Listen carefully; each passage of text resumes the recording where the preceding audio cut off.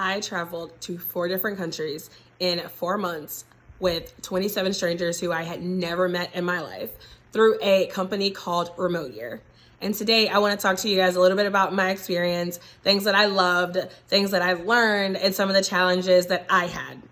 Now, keep in mind, everything that I share in this video is obviously going to be based on my opinion and my experience, which means that I can't speak for other people who did Remote Year. I can't speak for people who are planning to do Remote Year. I'm not speaking for Remote Year. This video will be all about the things that I experienced, things that I felt. So if you have, your opinions and thoughts, I'm happy to hear them. But again, keep in mind that this is all based on me. So I hope this video is very helpful. If you guys have any specific questions, feel free to drop them below if you would like me to answer them about my experience. And in case this is your very first time joining one of my videos, my name is Bianca Lynch of BiancaLynch.com. I'm a social media strategist as well as an accountability coach. And I traveled through Remote Year doing a full-time freelance job while working my social media business and my accountability coaching business. So again, you're hearing this from someone who had a full-time job as well as 2 businesses that I was running. Now, in case you have not heard of Remote Year is a work travel company that basically allows you to travel to countries all over the world, and you bring the job and they bring everything else. So they provide the accommodations. You do book your own flights to get out there, but they provide the flights in between everything. They have like a city team there that can help you. They have all these cool local activities. So you can learn more about them on remoteyear.com. But just to be very clear, because I do get this question a lot, Remote Year does not provide jobs for people. So again, you bring the job and Remote Year handles most of the logistical things. So let's dive in. So as I said, I'll walk through things that I loved, I'll walk through things that I learned, and then I'll walk through some of the challenges that I had.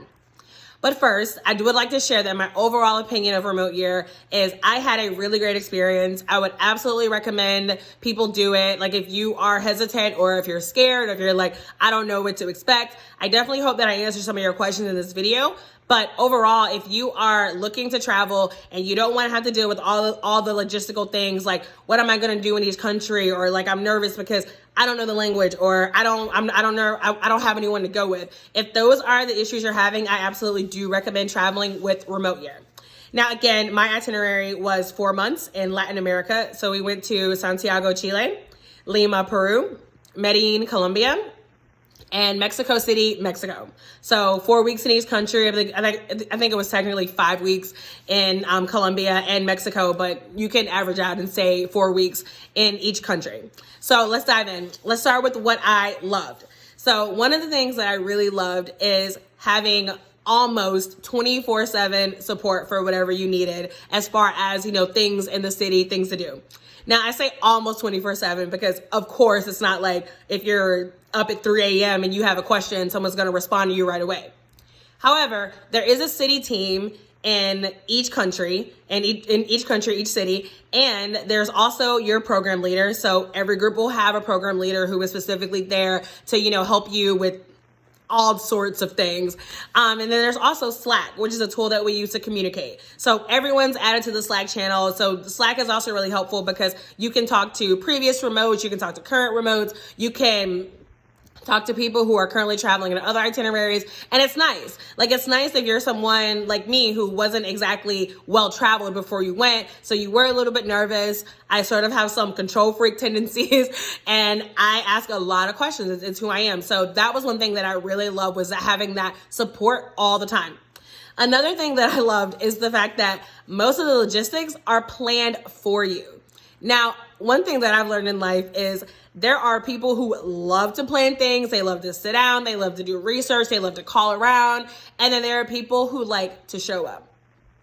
I am the person who likes to show up. So doing Remote Year was so nice because when I wanted to do things, like there was always something that I could do with my group. Like there's these local activities that you can do. Some things are included, some things you do have to pay for, but there's typically stuff going on every single week, which to be honest can have its ups and downs. But overall, it was really nice to have those options and to be able to do those things. And if I wanted to do some more local stuff, or if I wanted to venture out on my own, I could always ask the city team what their recommendations are.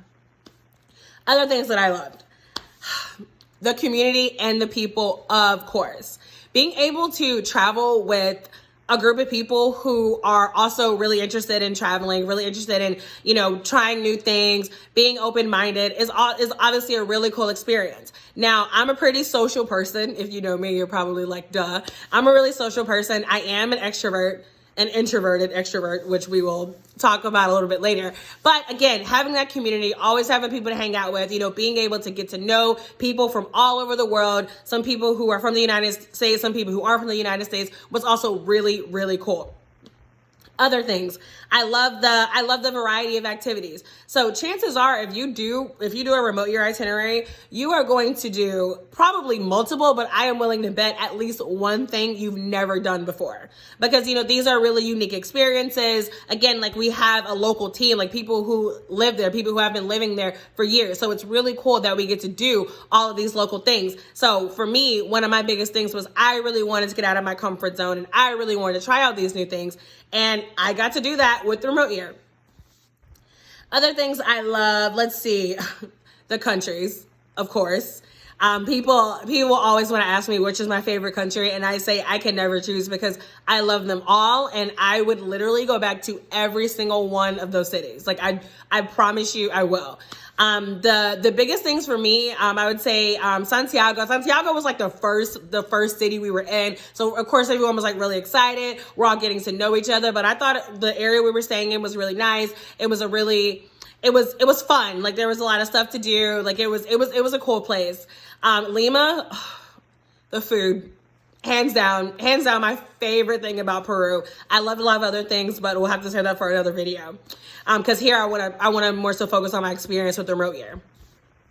Medellin, Colombia, probably the weather was the best thing. I mean, it's gorgeous there. I mean, the views, it feels amazing outside. The people, lots of hammocks, which I didn't realize I loved until remote year. And then Mexico City. I can't even tell you all the things, because I love Mexico. I loved Mexico before I came to Mexico City with remote year, but the tacos, man, the tacos.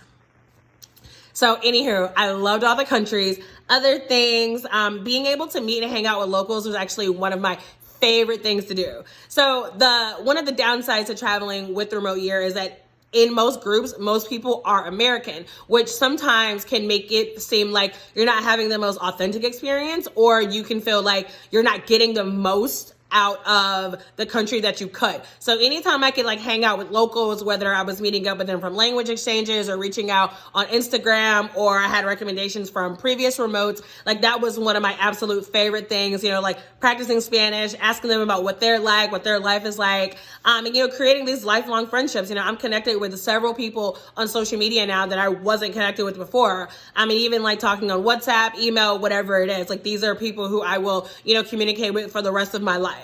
So that was obviously really, really amazing as well. And then the last thing, but definitely not least, I would say are just like the learnings. You learn so much about yourself when you get in a situation like this.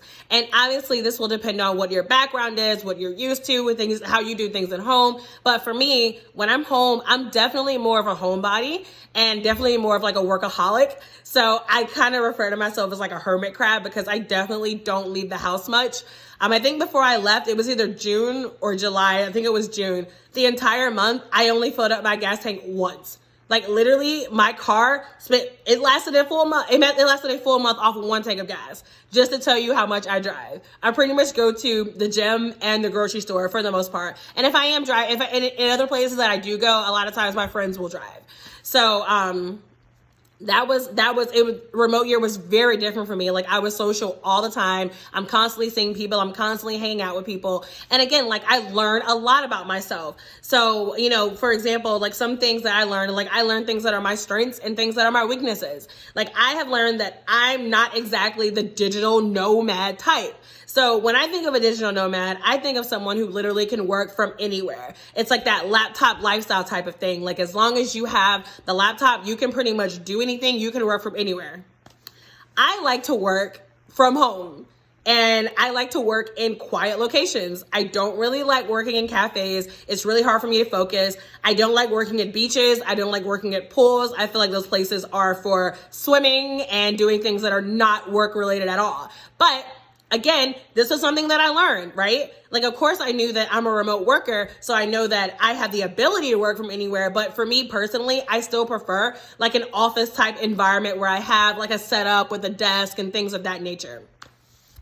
So I wouldn't necessarily say that's like a weakness. It just kind of is what it is.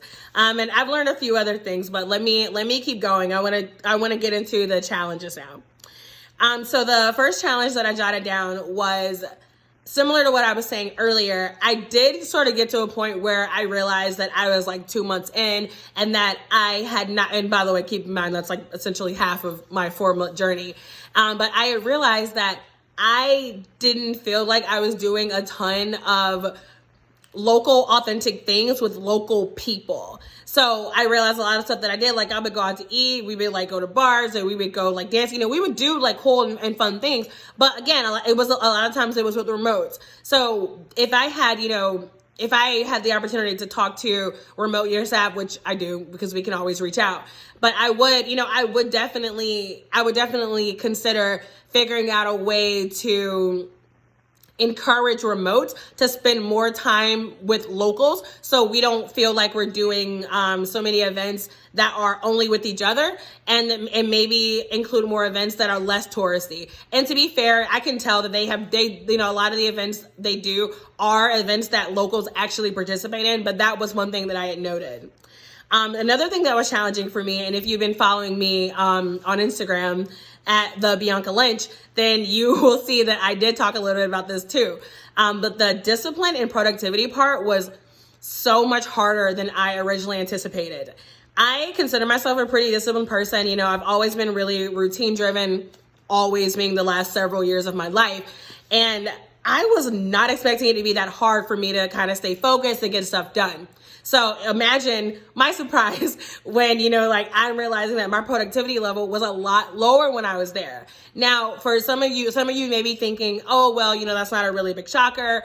But again, it was a shocker for me. It was a lot easier for me to skip the gym, and it was a lot easier for me to, write my to-do list, but like maybe I didn't finish everything that day. So that part was sort of a struggle. I ended up having to just like allow myself some grace and to just, understand that, hey, for these several months, you're here, you're probably not going to get as much done, and that's okay. Like I had to learn to prioritize.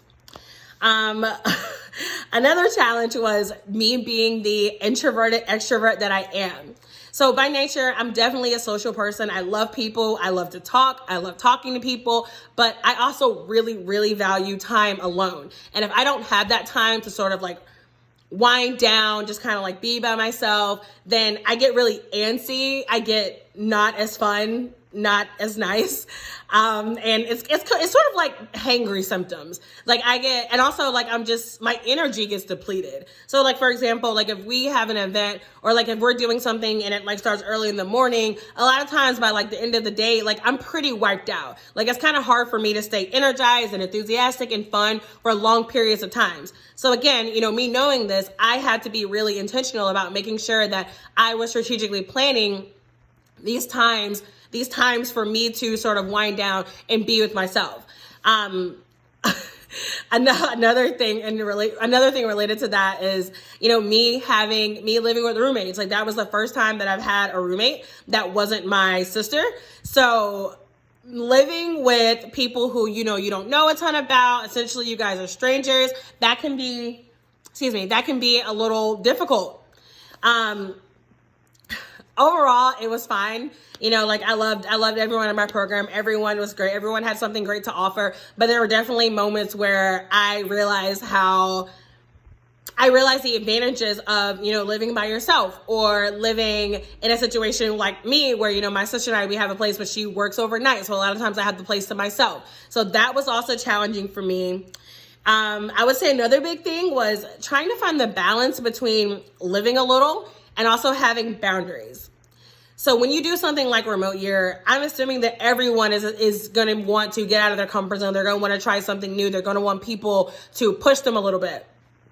That being said, you also have to know when to stay true to yourself. Like, you also have to know when to say no. You also have to know when it's like, hey, you know, this is cool, but it's not me, or this isn't something that I'm cool with. Like, and that part can be kind of difficult.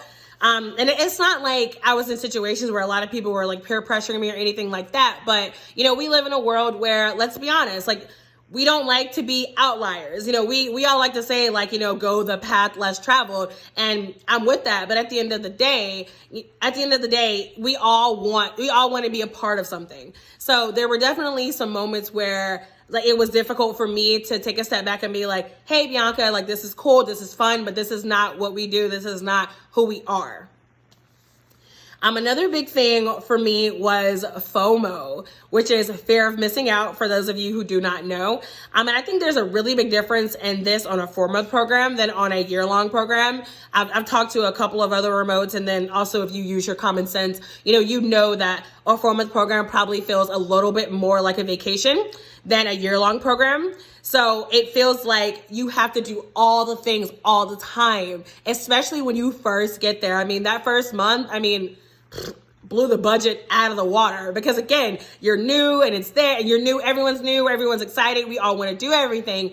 And I had to get to a point where I was like, honey, you can't do it all. Whether it was, time, money, energy, whatever it is. Like, there's definitely, sometimes there's a feeling of like, you have to do everything, and you have to discipline yourself to understand that, no, I don't have to do everything.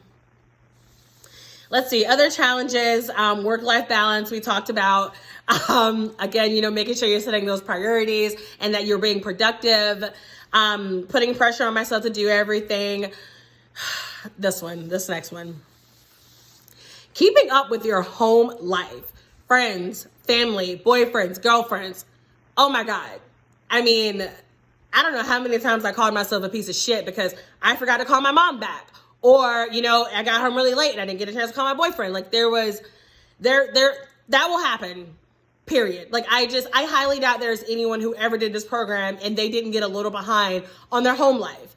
Again, it's something that you have to decide that you want to prioritize, but you also have to give yourself some grace, and then also ask the people at home to give you some grace. Hopefully, they are understanding. They know that you're doing a lot. You're around a lot of people all the time, so you're not always in a setting where, it's really easy for you to talk on the phone, which again, was really different for me because I work from home. I can pretty much always talk on the phone. So I went from being someone who was almost always available to at least pick up to someone who sometimes didn't get to call you back for a few days.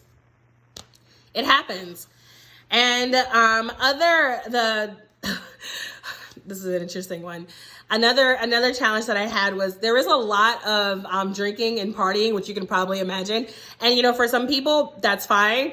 For me personally, I have learned that that's not something that my body can handle.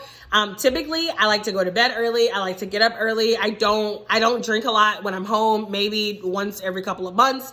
Don't get me wrong. Like, I like to have a drink every once in a while, but it's not something that's like a part of my everyday life. And that part was a little hard for me. I do also kind of wish that like remote year would encourage more activities that involve like no alcohol at all. But again, that's just my preference. You could be completely different.